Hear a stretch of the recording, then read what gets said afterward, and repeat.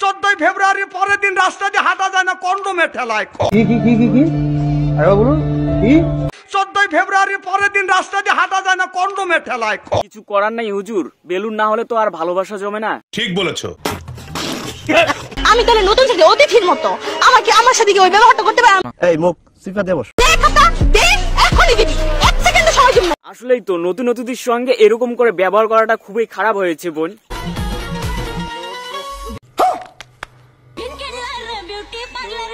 আসলে বান্ধবী একটা ছোট মোটো ভাগাভানের দোকান দিয়েছে।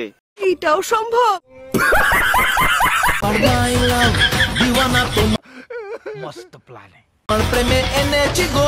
আসলে বন্ধুর ভালোবাসাটা একটু মাথায় উঠে গেছে, তাই তো চুলের কাটিংও এরকম। এই বন্ধুকে বাংলাদেশের ফুটবল টিমে কিন্তু অবশ্যই নেওয়া উচিত। রুকো যারা।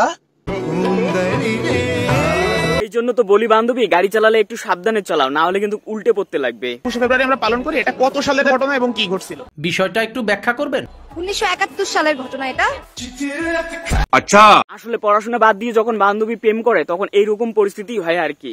সোহাগ, তোমার মতো সুন্দর বউ কেন আমার ঘরে নাই? এটা একটা সুন্দর প্রশ্ন, আপনার আসলে খুব টেকনিক্যাল প্রশ্ন। তুমি একটা বাদাইমা, এই জন্য তোমার ঘরে এত সুন্দর বউ। আসলে আমিও মনে হয় একজন ভাদাইমা, আমার কপালেও কিন্তু কোন রকম ভাবে একটা বউ জুটতেছে না। আরে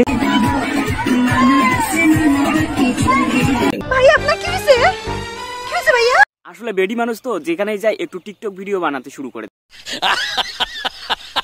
কিন্তু যখন বিয়ের বাড়িতে যাবে কিন্তু কি ড্রেস পরা যাবে সেটা যে ভাবতে পারে না, তখন তার ঠাকুমাকে বলার পর দেখুন তার ঠাকুমা একটা কি উত্তর দিয়ে দিল।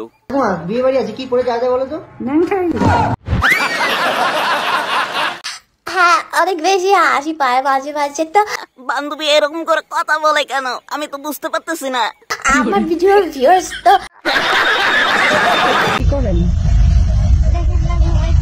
বান্ধবী তুমি ঘুমাইতেছো খুব ভালো কথা, কিন্তু তোমার হাতের ওপাশে কি?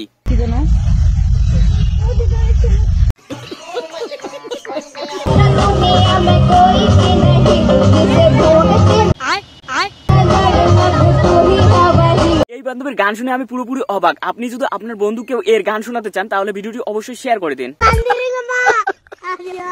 অনেক রকমের চোর দেখেছি, কিন্তু শেষ পর্যন্ত মেয়েরা এরকম করে কলা চুরি করে। খতম। আপনার জীবনে যদি এরকম কয়েকজন বন্ধু থাকে তাহলে আপনার জীবনটা নরক হতে বেশি দিন সময় লাগবে না। বান্ধবী যেরকম করে চিৎকার করছে মনে হয় বান্ধবীর বিচি দুটো শেষ, কিন্তু আসলে মেয়েদের তো বিচি থাকে না।